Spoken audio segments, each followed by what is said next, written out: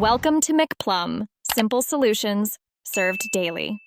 In this video, I will explain how to change your Ford Fiesta brake light. First, let's prepare.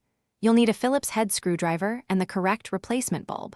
Most Ford Fiesta models use a P21W bulb for the brake light, but it's always best to double-check your owner's manual. Make sure your car is parked safely and the engine is off before you begin. This simple preparation ensures a smooth and quick replacement process. Now, let's access the tail light assembly.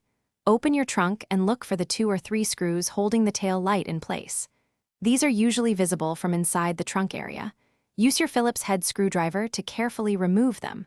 Once the screws are out, gently pull the entire tail light assembly straight backward, away from the car body. It might feel a little snug, but it should come free with a steady pull. With the tail light assembly removed, you can now replace the faulty bulb. Identify the brake light bulb holder. It's usually the largest one or clearly marked.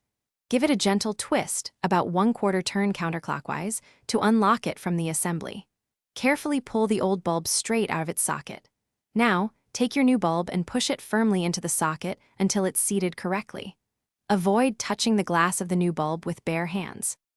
Finally, let's reassemble and test. Insert the bulb holder back into the tail light assembly and twist it clockwise to lock it securely.